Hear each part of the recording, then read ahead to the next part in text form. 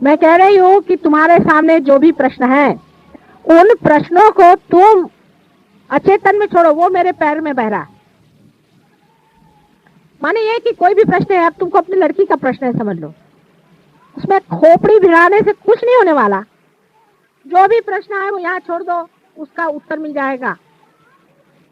अब तुम अगर सोचते हो कि इस चीज से लाभ होगा, वो नहीं बात। जो परमात्मा सोचता है तुम्हारे लिए जो हितकारी चीज है वो घटित हो जाएगी, वो तुम कर भी नहीं सकती हो, इसलिए उसको छोड़ दो। तुम क्यों बीच में तंगड़ियां तोड़ रही हो? तुम क्यों परेशान हो रही हो? तुमको परेशान होने की कोई जरूरत नहीं, तुम छोड़ तो दो। जो तुम्हारे सारे प्रश्न को सॉल्व करने के लिए पूरी इतनी कमेटी बैठी हुई है, उनके पास छोड़ो तुम। सहयोग में यही तो कमाल है कि सर का बोझा उतर गया उनके खोपड़ी पर। छोड़ के देखो, ऐसे कमाल होंगे कि बस।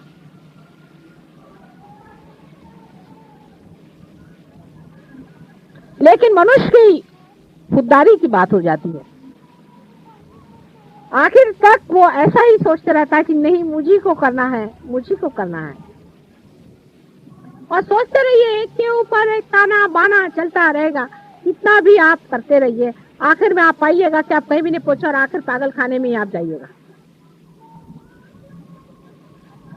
आपके प्रश्न हल करने के लिए एक बहुत बड़ी कमेटी बैठी हुई है,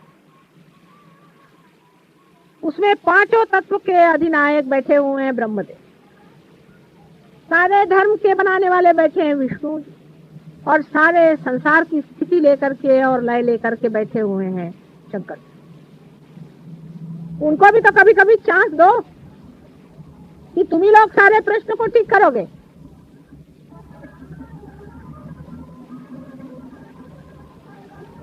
और जैसे ही आप निर्विचार में होना शुरू कर देंगे, आप देखिएगा आपके अंदर ये तीनों ही शक्तियां अपने आप बन जाएंगी, अपने आप सुलझ जाएंगी, धर्म, अर्थ और काम।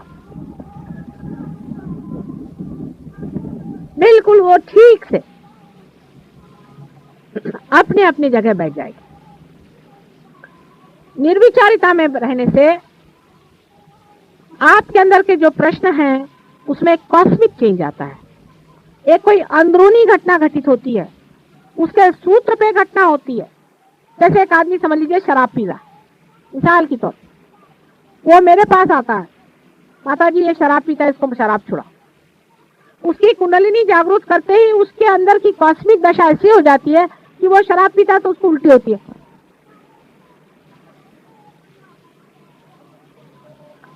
फिर ये भी हो सकता है कि शराब की भी जो मादक शक्ति उसको भी खत्म कर सकते हैं। जब शक्ति पे बैठे तो हर तरह की शक्ति को ले सकते हैं, जितनी डिस्ट्रक्टिव शक्ति है उस सब को खत्म कर सकते हैं। लेकिन आप जो ये अपने छोटे से दिमाग से हर एक चीज को सुलझाने का प्रयत्न करते हैं, उसी में गड़बड़ हो जाती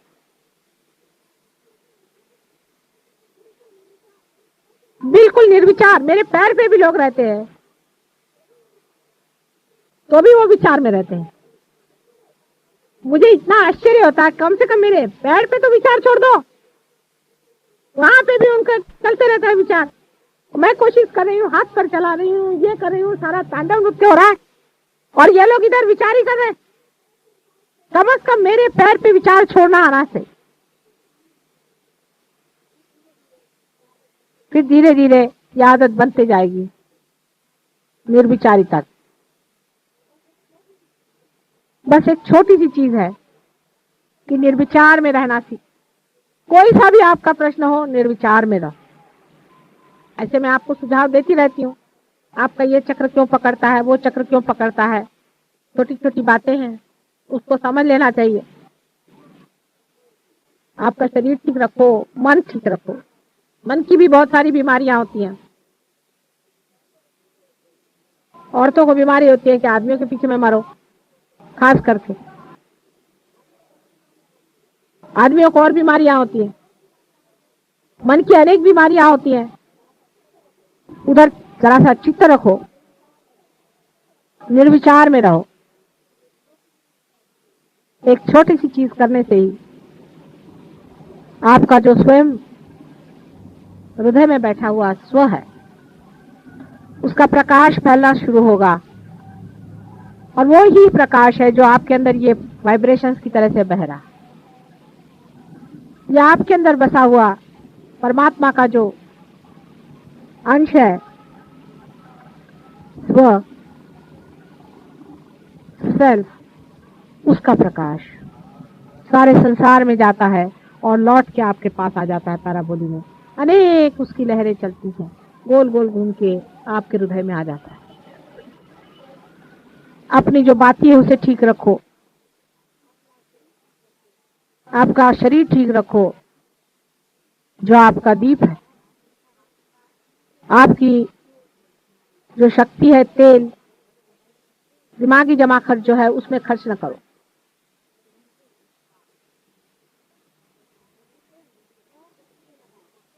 लौ को सीधे लगाओ, जो लौ के ऊपर का हिस्सा है उसको मां से चिपका लो, उसके पैर में बांध, सीधी की सीधी लौ निर्विचारता में निर्भीकता से जलती है। और जब ऐसा आदमी कहीं खड़ा होगा तो उसकी तेजस्विता देखकर लोग कहेंगे कि भाई तुम्हारे गुरु कौन है, ये तुमने किससे पाया। यही सहज योग के लिए आप लोगों को करना है, जहां तक हो सके निर्विचार रहें।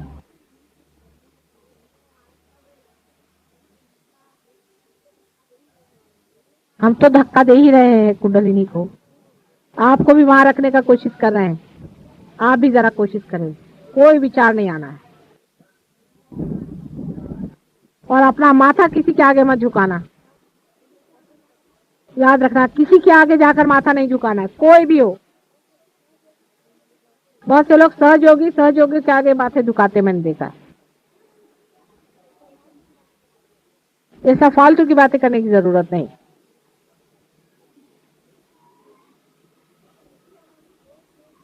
मूर्तियों में भी देख के जिसके वाइब्रेशन ठीक हो, ठीक है। मूर्तियों से आप बहुत बड़ी मूर्तियां हैं, आप स्वयं एक मंदिर है, क्या वो मूर्ति थोड़ी आपके वाइब्रेशन जानती है? वो तो उसमें से वाइब्रेशन बस आ ही रहे हैं बस, और क्या हो रहा है। आप तो अपने हाथ भी चला सकते हैं, दूसरे को आप जागृति दे सकते हैं, किसी का चक्र खराब हो उसको आप ठीक कर सकते हैं। मूर्ति तो बैठी सिर्फ वाइब्रेशन छोड़ रही है।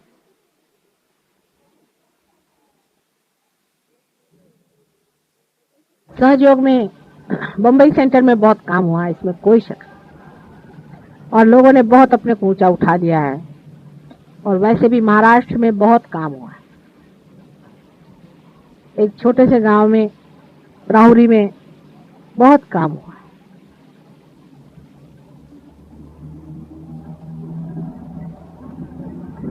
जितना आप गहरा उतरेंगे उतना ही गहरा काम होगा।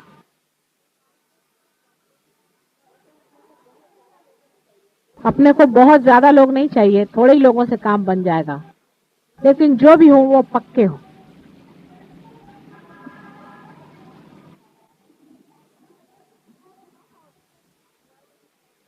आता काही प्रश्न असले तर विचार।